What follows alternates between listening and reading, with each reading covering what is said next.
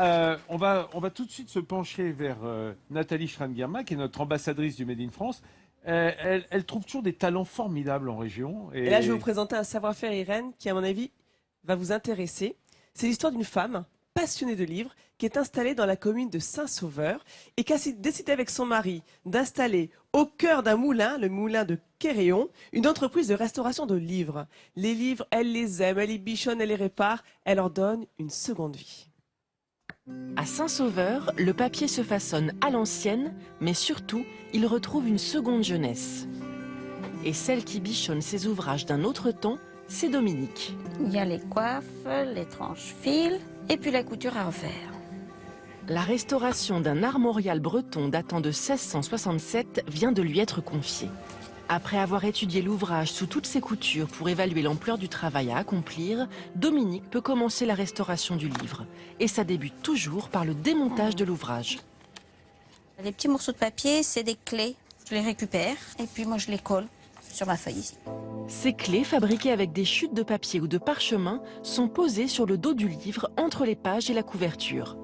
Elles peuvent parfois se révéler être de véritables trésors, comme sur cet autre ouvrage qui date de 1618. Quand je les ai vus, j'ai tout de suite été interpellée parce que, vu l'époque du livre, les papiers utilisés, au vu de la typographie, étaient forcément des papiers d'incunables. Les incunables sont les premiers livres imprimés, avant 1500. Pour moi, c'était mon premier trésor. Une fois le livre démonté, notre restauratrice peut s'atteler au nettoyage des pages pour leur redonner leur éclat d'antan. Cet ouvrage de la fin du XVIIIe présente de magnifiques gravures au burin. Malheureusement, il a subi les assauts du temps. Toutes ces traces, on appelle ça des mouillures, c'est-à-dire que c'est de l'eau qui est venue dessus. Il y a un peu de moisissure qui s'est installée. Donc on voit la moisissure ici, là. Ça, je sais que je peux le faire partir. Et j'aurais vraiment plaisir à lui redonner une autre allure. C'est dans un bain d'eau chaude que les taches vont pouvoir disparaître. Car contrairement aux idées reçues, l'encre d'imprimerie sur les livres anciens ne craint pas l'eau. Les encres d'imprimerie sont des encres qui sont faites à l'aide de pigments, de suie et de suif de mouton, donc de matière grasse. Ces encres grasses ne craignent absolument pas l'eau. Une fois le papier égoutté, Dominique va le laisser sécher 24 heures sur ses grilles. Et elle pourra ainsi en terminer la restauration. Pour elle, remettre à la page un vieil ouvrage l'emplit de fierté. Quand on sait leur redonner un peu d'allure, c'est leur redonner une deuxième vie. C'est notre patrimoine, ces livres vendus. Sous ses doigts de fée, les livres anciens retrouvent leur éclat. Grâce à elle, le patrimoine littéraire n'a pas fini de traverser les siècles. Alors, je suis sûre, Irène, que vous avez une très belle bibliothèque à la maison, avec de beaux livres. Savez-vous comment les conserver, ces livres? Il y a des règles à suivre. Par exemple, les livres grand format, il faut toujours les poser à plat et non pas à la verticale, sinon on risque de les abîmer. Autre chose, il faut les mettre... Ça écrase la reliure? Exactement. Il faut éviter de les mettre... Déforme. Ça les déforme, voilà. Au fil des ans, ils finissent par se déformer. Il faut les mettre dans un endroit bien sec pour éviter que les pages absorbent l'eau, l'humidité. Et sans trop de lumière aussi. Sans trop de lumière, sinon ça décolore la couverture en cuir. Et autre chose, et les feuilles, autre chose, il faut les nettoyer, vos livres. Est-ce que vous les nettoyez de temps en temps, les dépoussiérer, Irène? Oui, Non, je vous rassure. Mais est-ce qu'il faut pas certains cuirs précieux les cirer un petit peu? Bien sûr, avec une cire qui est utilisée par la Bibliothèque nationale, effectivement. Alors quand je vous dis les nettoyer, je vous rassure tout de suite, c'est pas toutes les 5 minutes, hein.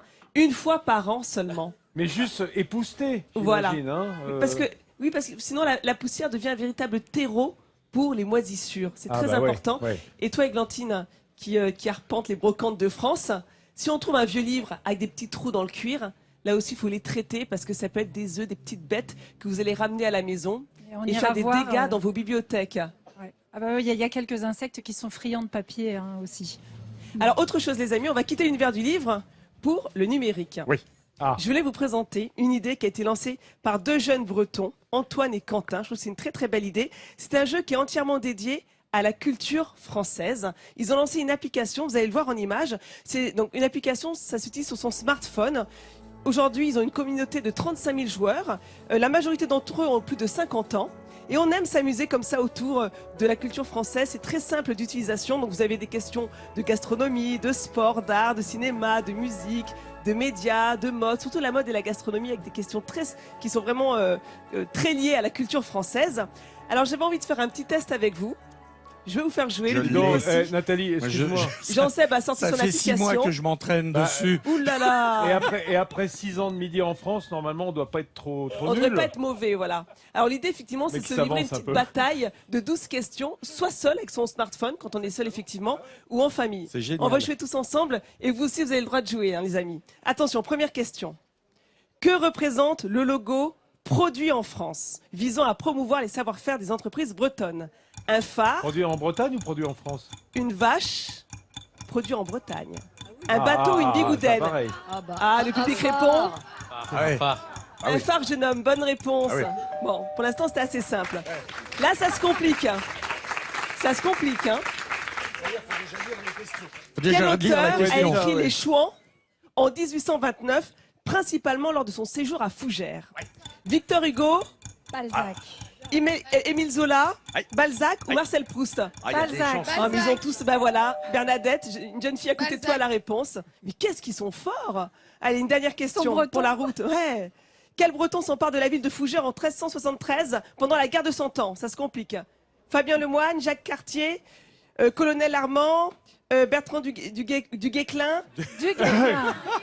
et Jean Guéhenno. Ça y est, tout le monde a Je trouvé crois la que j'en ai bonne mis en réponse. plus. hein. Du Guesclin.